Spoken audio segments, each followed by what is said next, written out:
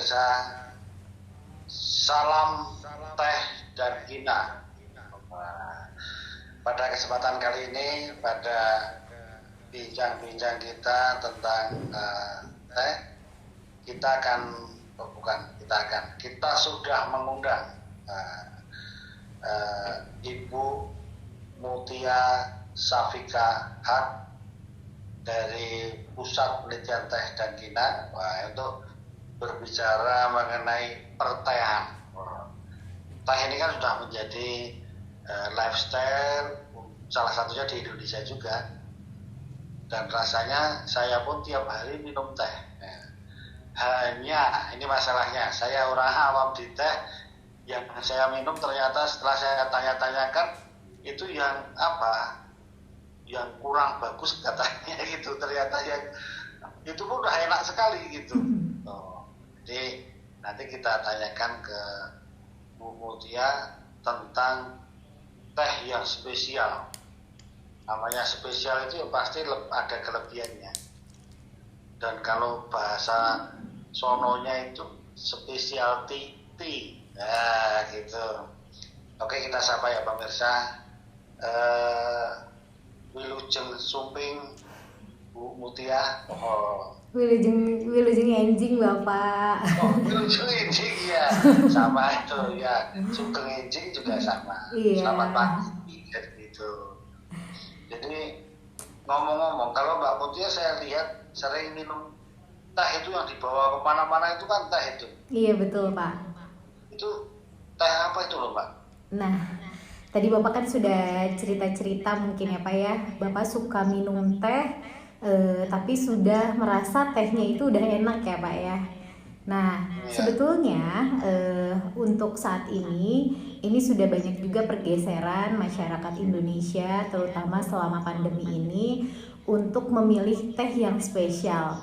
Teh spesial ini biasa disebutnya specialty tea ya Pak ya.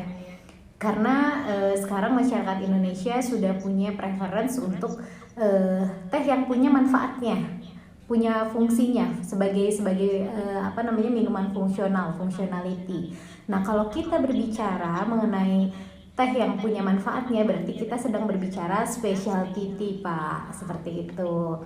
Nah, specialty tea ini tuh sebetulnya adalah teh yang istimewa sebetulnya. Definisi mudahnya adalah teh istimewa ya Pak ya.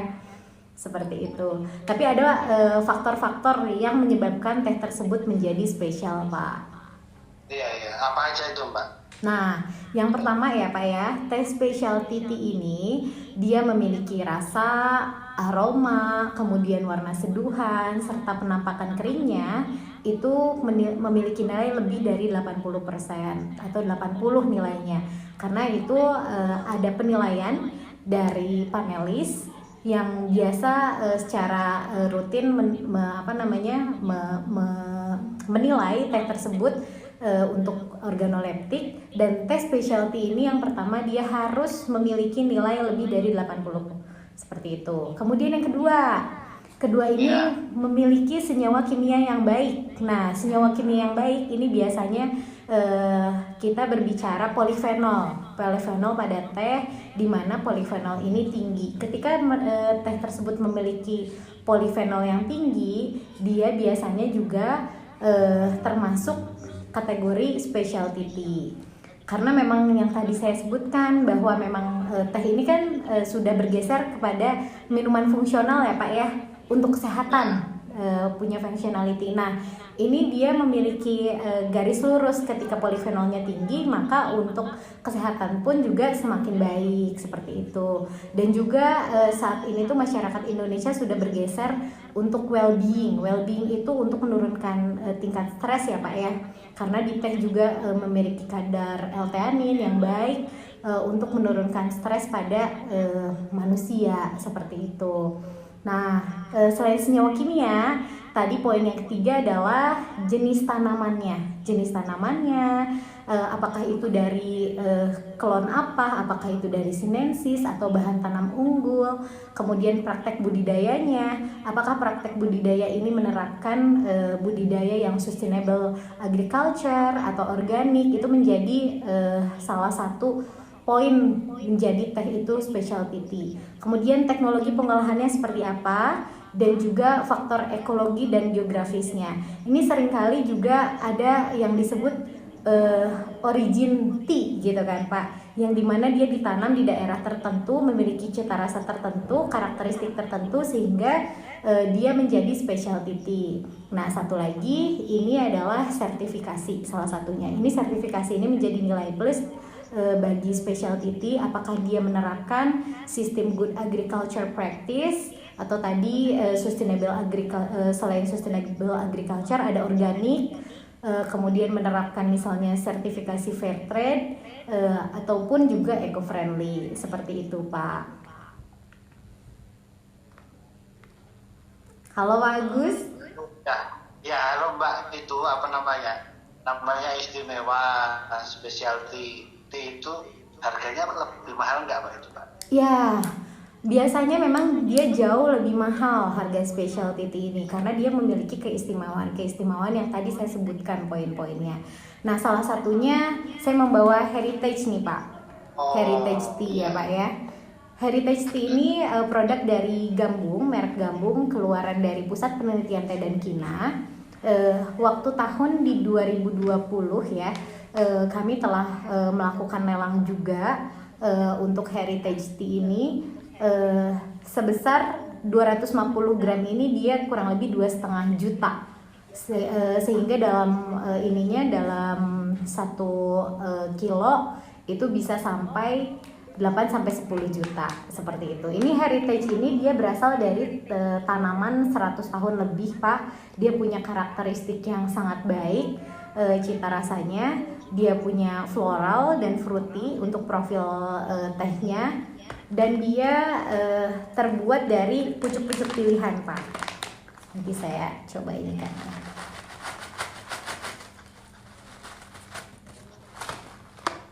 Nah, seperti ini. Ini hanya pucuk-pucuk pilihan, daun-daun muda yang kita proses. Kemudian kita bentuk wairi ini panjang-panjang seperti ini. Nah, ketika teh ini diseduh, nanti daunnya akan terbuka seperti itu. Dan itu ini masuk teh hitam atau teh apa itu Mbak? Ini kalau kebetulan kita memprosesnya dengan ulong Pak. Ini terlihat. Ulong. Ya. Sebentar. Nih terlihat nih. 100% teh ulong. Kita proses dengan cara ulong. Ulong ini di pertengahan prosesnya antara black tea dan juga green tea seperti itu. Tapi khusus untuk heritage tea ini dia termasuk kategori ulong yang medium Pak, untuk oksidasi enzimatisnya seperti itu.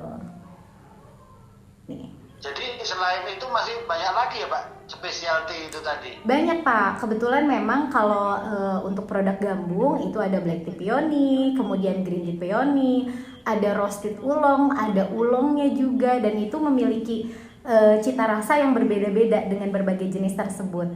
Dan kita sebut specialty tea karena memang pertama dari bahan bakunya unggul Pak.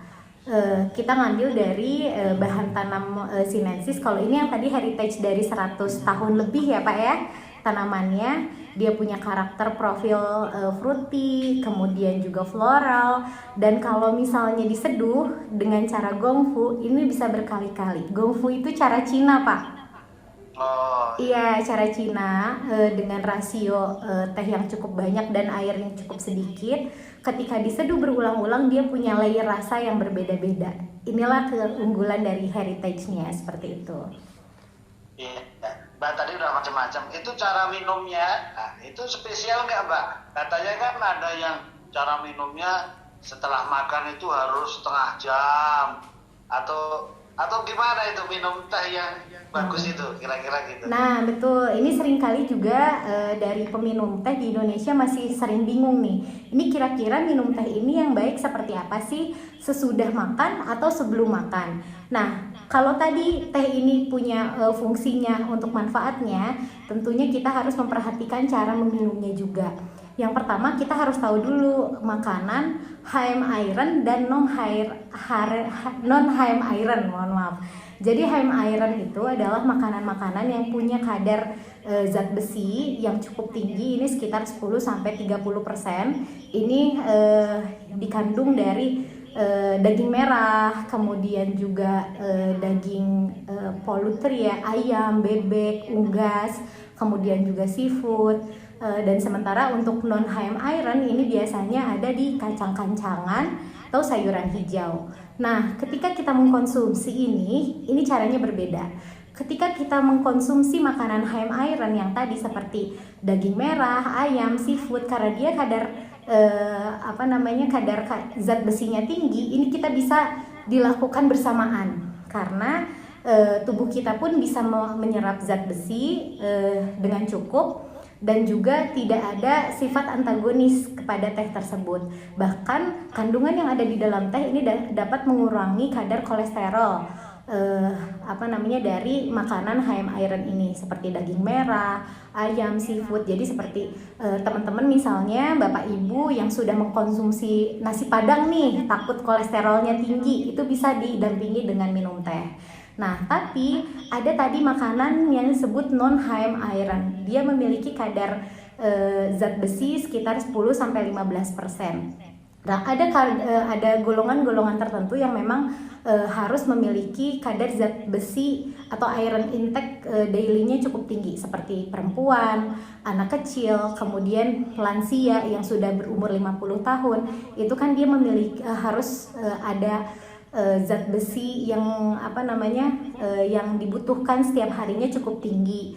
Itu dari kacang-kacangan, kemudian sayuran hijau. Ketika kita makan itu, kita harus diberikan jeda, Pak. Itu sekitar setengah sampai 1 jam karena yang non heme iron ini karena kadarnya kecil itu mudah sekali diserap oleh polifenol yang ada di teh, sehingga itu tidak boleh didampingi dengan teh. Kalau mau minum teh itu dikasih jeda setengah sampai 1 jam seperti itu, sehingga kadar zat besinya bisa maksimum diserap oleh tubuh seperti itu, Pak.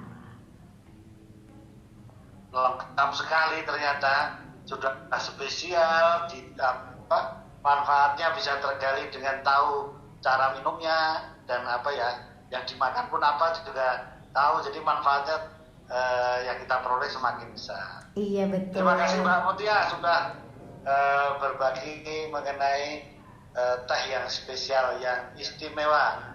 Sama-sama, Pak. Ini banyak diketahui oleh masyarakat dan bisa memetik manfaatnya lebih banyak lagi dari minuman teh. Iya. Dan kalau perlu menghubungi Specialty, silakan hubungi Pusat Penelitian Teh dan Kina Gambung. Iya, betul. Terima kasih Mbak Mutia. Sama-sama, Pak. Warahmatullahi wabarakatuh. Waalaikumsalam warahmatullahi wabarakatuh.